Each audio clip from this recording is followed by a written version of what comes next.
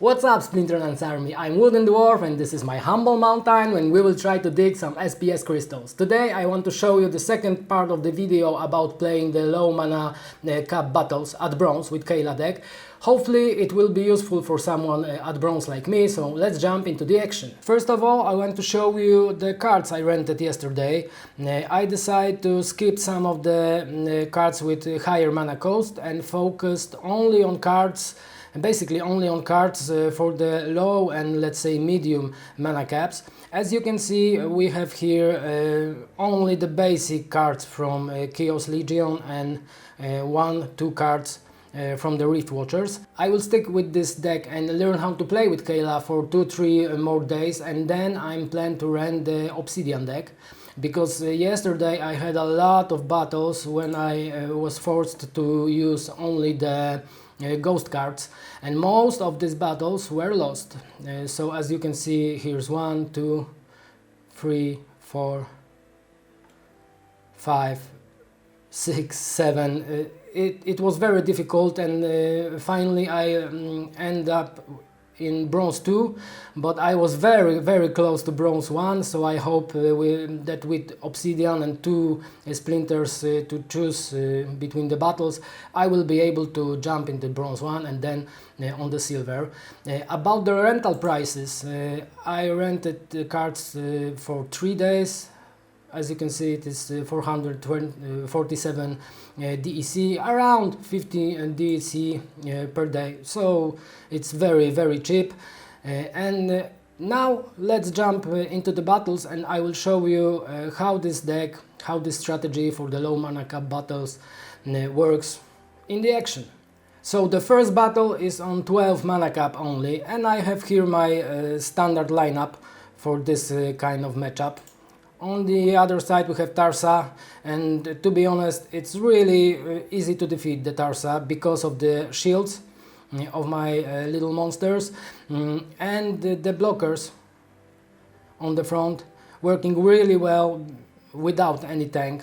The ants are pretty strong, and because of their ability to avoid the first to reduce the melee attackers, it's pretty good, I think, pretty good choice for the Tarsa on this mana cap, but as you can see, without a problem we were able to defeat it. Second battle is on 13 mana cap and with the little monsters only, and we had a live deck on the other side. Usually I suppose it will be the little healer for 4 mana, but I think the cap was too low to use it. But again, with the small monsters, with sneak, the live deck without healer is pretty easy to be defeated, and without a problem we take the win. And now we're gonna dance a little bit with the dev, and we have 15 mana cap with the magic attacks hit armor before the reducing the health, and again basic lineup with Kulu on the last position, 1 tank and something behind in the second line. It is also pretty standard for the deck because you need to use Windeku, I think, because of the thorns, because of the 6 hit points it has, so yeah, easy win. And now 15 mana again, but without sneak or snipe abilities, so my Pelacor Bandit and my Snake couldn't be used, but I decided to go all in with the Deep Lurker, not as a tank, but in the second line. And again we have Windeku and something behind, the life leech. Yes, I think the ability could be potentially a threat for us, but again with a lot of small attackers, small blockers, and pretty decent attack from this Deep Lurker. And the last battle with that, with melee and ranged attacks always hit their target.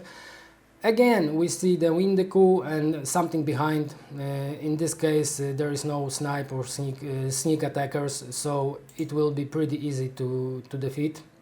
And again 2 little blockers on the front, 2 creatures with the sneak attack, Kulu for additional ranged damage, and as you can see, with almost no problem we can take it down. So yeah, that's it. So the strategy seems to working fine for me, and I will stick to it for, as I said, couple more days.